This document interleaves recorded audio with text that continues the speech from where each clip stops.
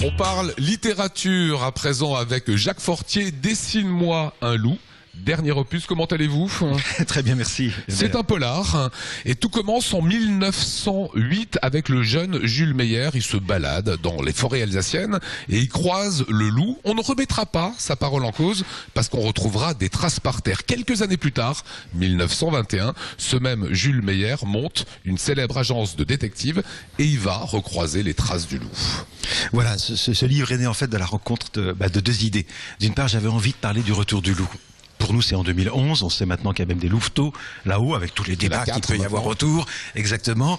Or, le loup, c'était testé, avait disparu des Vosges alsaciennes en 1908. Donc, il y avait là quelque chose à raconter. En même temps, j'avais été frappé par une plaque posée rue du 22 novembre à Strasbourg, qui rappelle le court séjour qu'a fait quelqu'un d'universellement connu, Antoine de Saint-Exupéry, à Strasbourg au printemps 21. Alors, on retrouve évidemment le journaliste Jacques Fortier quand même, puisque ce jeune garçon qui a 22 ans, marié à Violette, un petit garçon qui s'appelle Arthur, pour gagner sa vie, il est correcteur dans un journal, devinez lequel? Ah, c'est des dernières nouvelles d'Alsace de l'époque, bien sûr. Il fallait que ce soit au centre-ville, il y avait quand même un côté un peu sympathique. Le métier de correcteur d'imprimerie, qui existe de moins en moins aujourd'hui, fut un très très beau métier du 19e et du 20e siècle. Et puis en même temps, une petite agence de détective à l'époque. Je ne suis pas sûr pour le jeune Jules Meyer, 22 ans, ça suffise à gagner convenablement sa croûte. Alors on reviendra sur Saint-Exupéry, puisque Dessine-moi un loup, c'est clairement une référence à Dessine-moi un mouton. Est-ce que c'est de la littérature alsacienne? Pourquoi je dis cela? Parce que il y a énormément de références à notre région. Il y a la rue de la Carpehaute, il y a le col de la Schlourte, il y a les noms Muckensturm, il y a les Windstube, il y a tous ces petits restaurants, etc. C'est de la littérature alsacienne pour vous? Est-ce que c'est un alsatique, comme on dit? Oui.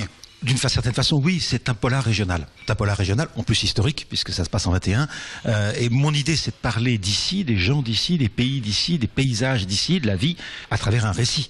Et ce récit, c'est un polar, parce que le polar parle à nous tous. Alors, il y a une belle rencontre, et Jacques vous le disait il y a quelques instants, un homme à l'apparence presque britannique qui est tout simplement en train de lire aérodynamique et mécanique de vol. C'est Antoine de Saint-Exupéry, voilà, qui est arrivé, qui était en Alsace. On a des traces, il était au Polygone, etc. Alors, dans les biographies de Saint-Ex, ça fait en général 2 lignes. A commencé son service militaire à Strasbourg, point. En fait, c'est une période cruciale. Pourquoi? Parce que c'est là qu'il apprend à voler. Saint-Ex faisait au 2e régiment d'aviation de chasse son service militaire. C'est pas avec l'armée qu'il a appris à voler, c'est avec une petite compagnie civile qui partageait le polygone avec l'armée, qui était la transaérienne de l'Est. Il tape de l'argent à sa maman. Il va apprendre à voler avec un pilote qui s'appelle Robert Aiby, et il fera son premier vol solo le 9 juillet 1921 au-dessus de Strasbourg, au départ du polygone. Alors ça, c'est ce que l'histoire a retenu et qu'il est bon de rappeler.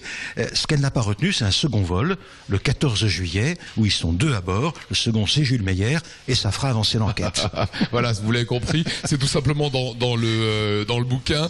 Et dernier petit clin d'œil à Saint-Ex, puisque à la fin, au moment où il va repartir au Maroc, je ne déflore rien évidemment de l'histoire, il va faire un petit dessin pour le bébé, pour le petit Arthur, le fils de Jules, et ce petit personnage a les cheveux tout ébouriffés. Voilà, et une grande écharpe, ça nous rappelle quelqu'un, c'est l'un des livres les plus lus au monde après la Bible, Le Petit Prince de Saint-Exupéry, qui est de loin pas écrit, puisqu'il a été écrit en 42, à l'époque où Saint-Ex est à Strasbourg. Il n'a rien écrit, sinon des poèmes d'adolescents et puis des rédactions d'écoliers. Mais sa vie, ce sera l'écriture et ce sera le vol. Le vol, ça commence à Strasbourg. L'écriture, ça commencera un peu après, mais il était sympathique de faire ce clin d'œil à ce personnage. Vous savez que sur Saint-Ex, on a 12 lettres qu'il a écrites de Strasbourg. Et il y raconte plein de choses. Il y raconte les bistrots, il y raconte le quai Kellermann, il y raconte la rue du 22 novembre, il y raconte ces Alsaciens qu'il rencontre, et notamment il y a un truc génial, il dit « Je joue aux échecs et je bois des bocs avec quelqu'un qui m'apprend quelques mots d'alsacien ». Vous voyez que dans les lettres, il y a Jules Meyer. Voilà, tout part de là. Dessine-moi un loup, excellent polar, alsatique on peut dire, parce que ça nous ramène aussi à notre région. Merci à vous Jacques Fortier.